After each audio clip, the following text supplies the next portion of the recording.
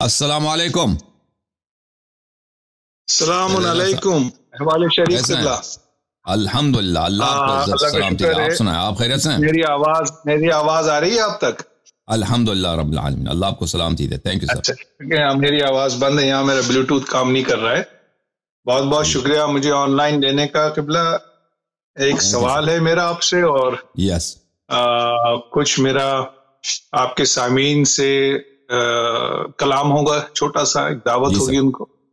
पहले सवाल में मेरा यह है किबला के मैंने तारीख इस्लाम भी पढ़ी है, किताबों का मुताला भी करता रहता हूँ। एक किताब थी जो कंपाइल की गई थी शब-ए-हाय पेशावर के नाम से। जी सर। और ये मजमुआ है उन मुनाजरात का जो हजरत अल्लामा वाइज़ शिराजी रहमतुल्लाह अलैह ने पेशावर में रमजान के महीने में दिए थे। जी, काफी ज़ख़ीम किताबें पढ़ी है मैंने, और उस किताब के जवाब में जमात मुखालिफ ने भी एक किताब लिखी है जो उसका रद्द है। और ये कहते हैं कि ये सारे इनके 200-250 उलमा ने मिल के ये किताब जो है वो शाया की है, इसका कोई वजूद नहीं है, ये सिर्फ कहानी है। तो इस सिलसिले में अगर आपके इल्म में कुछ है तो उस बारे में थोड़ी सी वजाहत फरमा दे और रहनुमाई फरमा दें तो बेहतर होगा। शब-ए-हाय पेशावर के मुतालिक या उसके रद्द के मुतालिक? नो, रद्द तो उन्होंने दिया है, वो तो जाहिर है उनको रद्द तो उसका देना ही था, लेकिन जो किताब है उसकी ऑथेंटिसिटी पे के हाँ, शब-ए-हाय पेशावर की किताब यह है कि उसके मुसन्निफ एक बहुत बड़े खतीब थे, बहुत बड़े आलिम थे, और वो अंग्रेज़ों के ज़माने में वो हिंदुस्तान आए थे। उस ज़माने में देखें ईरान से बहुत सारे उलमा आते थे और हिंदुस्तान में बहुत सारे कम्युनिटीज़ होते थे जो फ़ारसी समझते थे।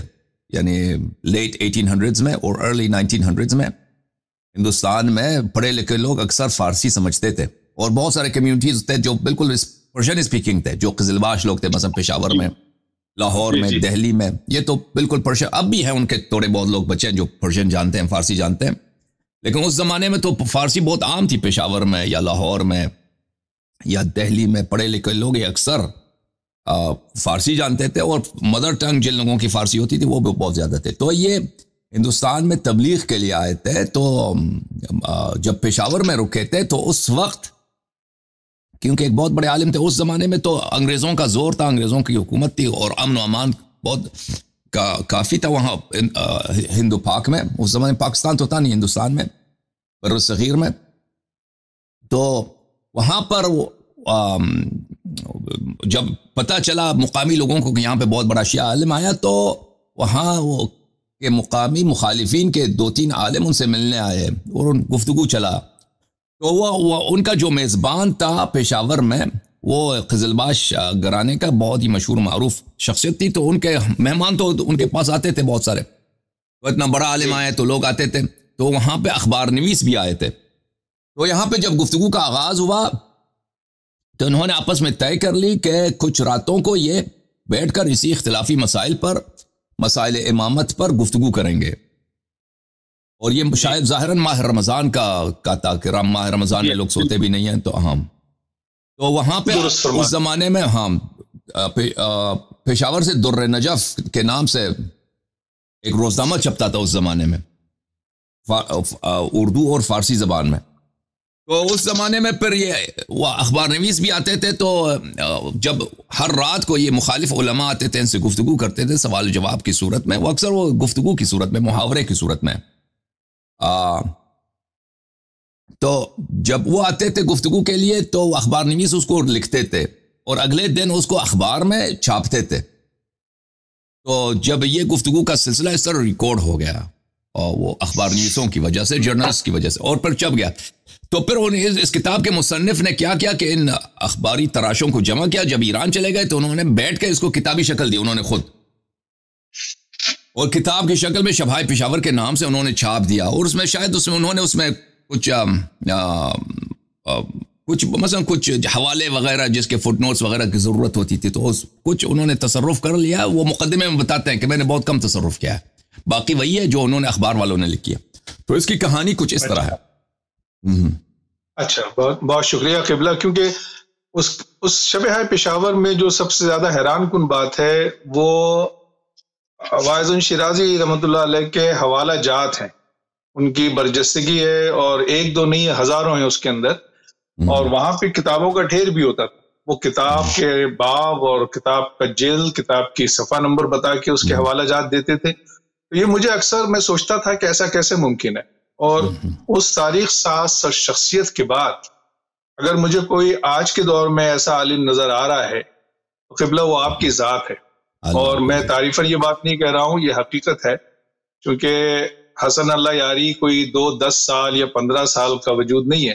آپ کے دادا، آپ کے پردادا نے یہ سلسلہ شروع کیا ہوگا ہدایت کا، اور آپ تک یہ پہنچا ہے. اور آج یہ ہمارے اوپر ایک بہت بڑا احسان ہے کہ آپ جس فصاحت و بلاغت سے، جس برجستگی کے ساتھ دلائل دیتے ہیں مختلف کتابوں سے، مجھے اسی طرف اشارہ کرتی ہے کہ یہ ظاہر ہے، یہ معرفت ہے ائمہ علیہ الصلوۃ والسلام کی، ان سے محبت ہے، آپ کی مودت ہے، اور اللہ کی فضیلت ہے. یہ اللہ کی طرف سے توفیق ہے، ہمارے اوپر بہت بڑا احسان ہے.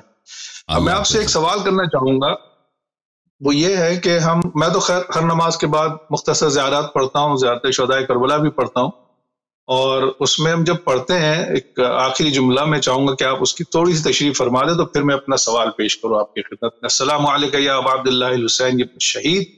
اس کے آخر میں ہم حضرت فاطمہ، حضرت ابو فضل عباس علیہ السلام کی زیارت پڑھتے ہیں، اور پھر ایک جملہ کہتے ہیں، یا علیتنا کن معکم ونفوز معکم فوزا عظیما. اس کی ذرا سے وضاحت فرما دیں، اس کے معنی کیا ہے. مجھے تو سمجھ میں آتے، لیکن آپ کے سامعین تک پھر میں آپ سے اپنا سوال پیش کروں گا کہ میں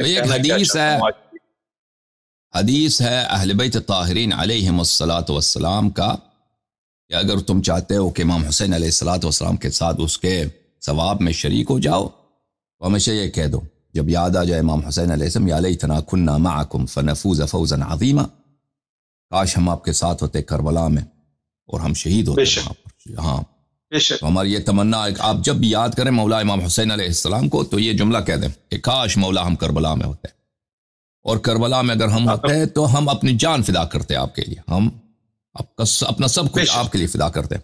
تو اگر کوئی یہ جملہ کہتا ہے تو اس کو وہی اجر ملے گا جو شہداء کربلا کا ہے، جو شہداء کربلا کا ہے. ہاں جی، میری سمجھ میں یہ بات آ گئی. اور اسی سے منسلک میرا سوال ہے، اسی سے مربوط میرا سوال ہے، ایسی خواہش جو ہو نہیں سکتی فی زمانہ، ابھی تو ہم ٹائم کے پیچھے جا نہیں سکتے، وہ وقت بھی آئے گا، امام بھی آئیں گے اور وہ سب کو حقیقت دکھائیں گے ٹائم اور اسپیس کے پیچھے جا کے کہ دیکھو یہ ہوا تھا. پھر انکار کرنے کا کوئی جواز کسی کے پاس نہیں ہوگا. بہرحال یہ ایک الگ گفتگو ہے. لیکن جب ہم یہ جملہ کہتے ہیں یا علیتنا کنا معکم فنفوز معکم فوزا عظیما، تو ہم اپنے آپ کو اس درجے پہ لے جاتے ہیں کہ کاش کہ ہم ہوتے تو ہم اس عظیم قربانی، اس عظیم مشن میں مولا کے ساتھ ہوتے علیہ السلام. اب آپ مجھے یہ بتائیے کہ اس دعا کے ضمن میں اگر ہم دیکھیں تو ہمارے امام حضرت امام مہدی عجل اللہ تعالیٰ زندہ ہیں، غیبت میں ہیں، ہم کو سنتے بھی ہیں، دیکھتے بھی ہیں. تو کیا یہ شرف ہم ان کی نصرت کر کے حاصل نہیں کر سکتے؟ اللہ جی کن کی نصرت؟ امام عصر علیہ السلام کی نصرت کر کے بالکل حاصل کر سکتے ہیں. بالکل. اب آپ یہ جو چینل چلا رہے ہیں، آپ جو یہ چینل چلا رہے ہیں، یہ پورے ملت اسلامیہ میں واحد چینل ہے جو حق کی بات کر رہا ہے. نہ آپ نے شیعوں کو اس میں چھوڑا ہے، نہ آپ نے جماعت مخالف کو اس میں چھوڑا ہے. جن کے اندر فرسودہ عقائد تھے، فرسودہ رجحانات تھے، ان سب پہ آپ تلوار چڑھا رہے ہیں حق کی. نا دونوں طرف سے آپ کاٹ رہے ہیں. آپ کے پاس دو دھاری تلوار ہے، اس کو نہ شیعوں سے آپ نے بچنے دیا ہے، نہ اہل سنت کو. حق یہی ہے کہ آپ حق دکھائیں. امام زمانہ کی نصرت جو ہے نا، وہ اسی طریقے سے ہو سکتی ہے.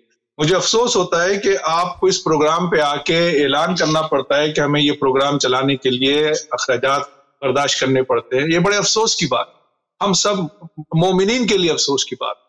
جب ہم کہتے ہیں یا علیتنا کنا معکم، تو بھائی یہی ہے پلیٹ فارم، یہی کربلا ہے جو حق اور باطل کے مارکے میں مصروف ہے. آپ اتنا بڑا کام کر رہے ہیں. قبلہ میں ہر نماز میں آپ کے لیے، اہل خانہ کے لیے، آپ کے معاونین کے لیے دعا خیر کرتا ہوں ہر لحاظ سے. اور اپنے لحاظ سے میں ڈونر بھی ہوں، سار نہیں کرنا چاہتا ہوں اس کا، لیکن میں چاہتا ہوں کہ اس کو تھوڑا سا اور دوام بخشا جائے، اور ہم سب جو ہیں وہ حسن اللہ یاری نہیں بلکہ امام زمانہ کی نصرت کے لیے اس کے اندر پلیج کریں. یہ ہمارا فرض ہے یہ ان کا حق ہے. اس میں آپ کی زبان پہ الفاظ آنا ہم لوگوں کے لیے باعث شرم ہے قبلہ. میں یہ عرض کرنا چاہتا ہوں. تو اس سے اگر آپ یہ تصور کریں کہ ہم یہ زیارت پڑھتے ہیں، بے شک، اور پتہ نہیں یہ اللہ کا کرم ہے کہ اللہ کا احسان ہے کہ ہم اس دور میں پیدا ہوئے ہیں. پتہ نہیں اس دور میں ہوتے تو شاید دوسرے ہی لشکر میں ہوتے نا، ہمارا شعور، ہمارا علم شاید وہ نہ ہوتا. تو اللہ نے اس مصیبت سے بھی بچا لیا. تو اب یہ ایک فیصلہ کرنا ہوگا ہم لوگوں کو کہ آپ جس مشن کو لے کے چل رہے ہیں، یہ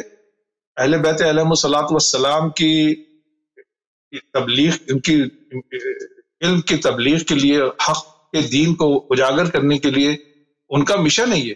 اس میں اللہ یاری بھی آتے ہیں، واعظ شیرازی رحمۃ اللہ علیہ بھی آتے ہیں، اور بہت سے ہیں. لیکن ہمارا فریضہ کیا ہے اس سلسلے میں؟ اگر آپ اس کو مربوط کر دیں اختتامی طور پہ تو میں مشکور ہوں گا آپ کا قبلہ کہ ایسا ممکن ہے، یہ ہونا چاہیے. ہم شیعوں کو، ہم لوگ کہاں کھوئے ہوئے ہیں نا، ہم تعریف تو سب کرتے ہیں، تھمز اپ سب لگاتے ہیں اور ہزاروں جملے لکھتے ہیں، لیکن اس کو چلانے کی ذمہ داری ہمارے اوپر ہے، آپ کے اوپر نہیں ہے. ہم شیعوں کو اس کے اوپر عمل کرنا چاہیے، آگے بڑھنا چاہیے.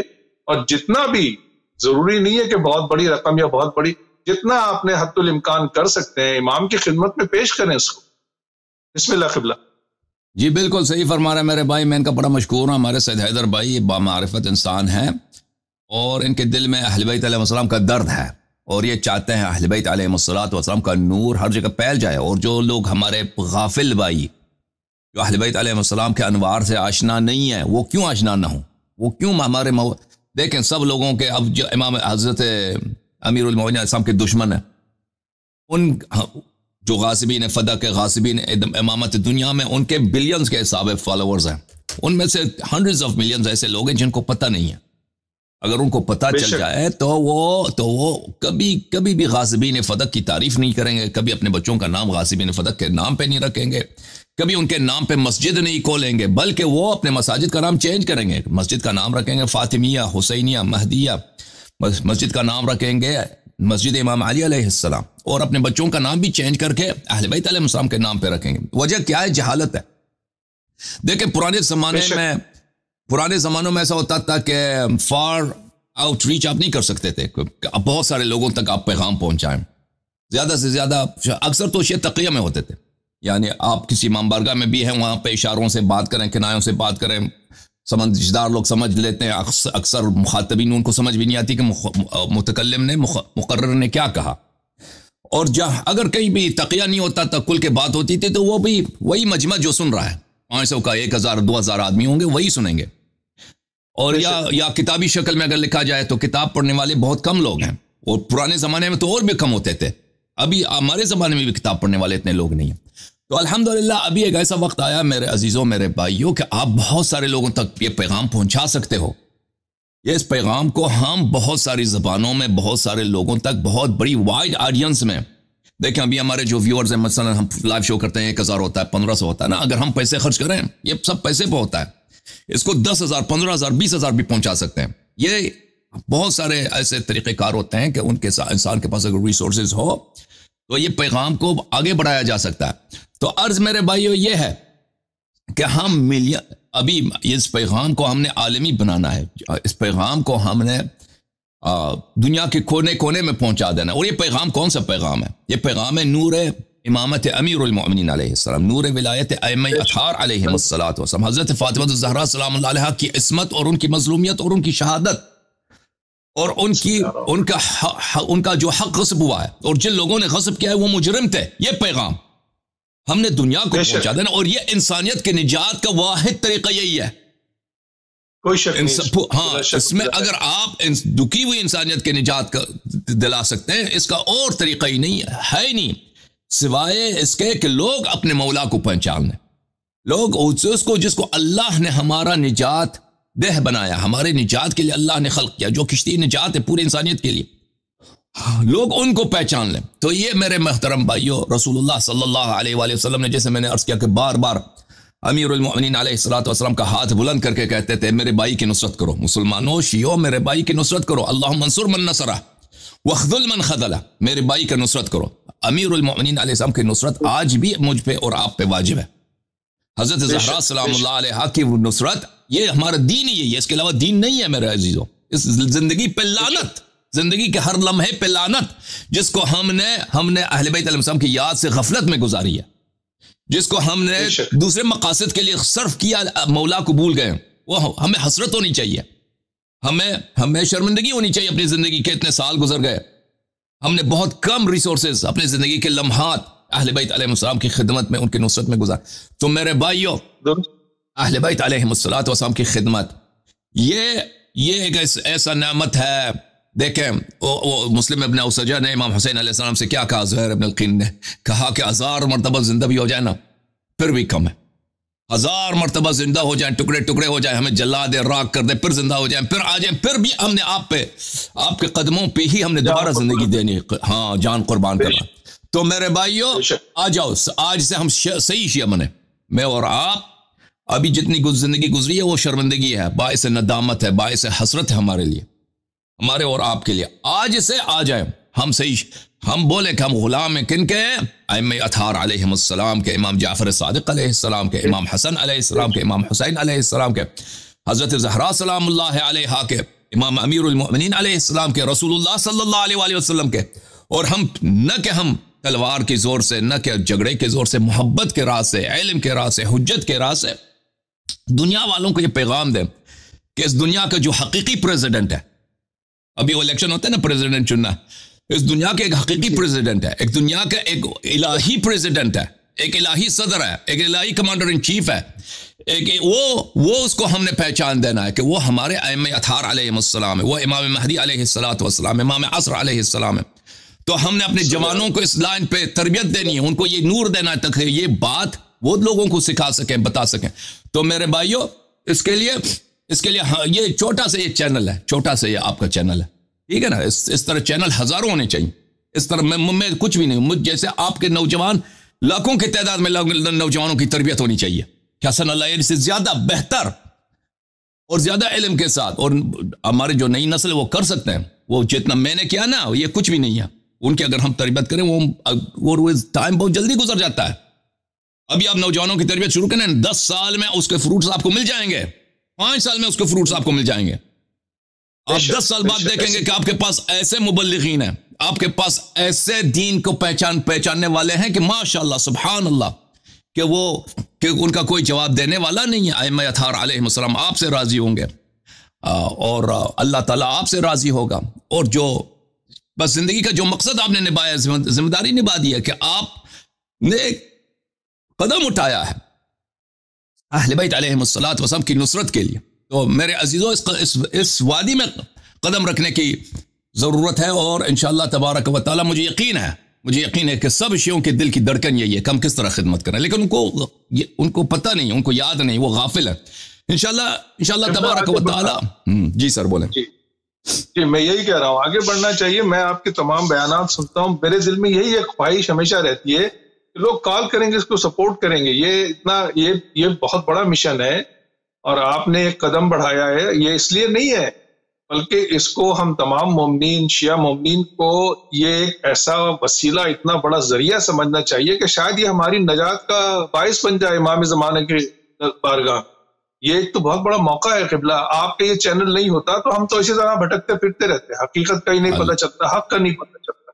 آپ نے ایک راستہ فراہم کیا ہے، ایک موقع دیا ہے.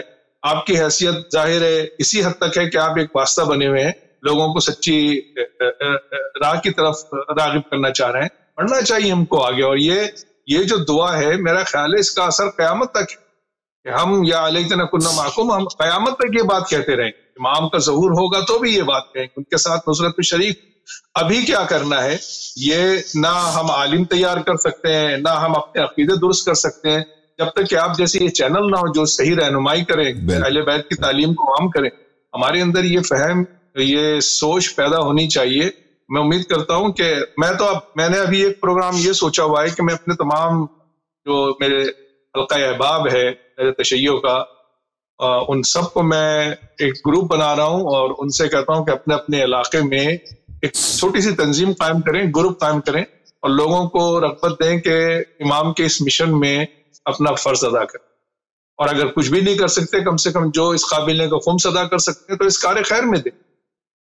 صدقہ جاریہ ہے، یہ ان کے لیے نجات کا ذریعہ بنے گا، یہ ایک بہت بڑا پلیٹ فارم ہے، یہ بہت بڑا واسطہ ہے ہم سب کے لیے۔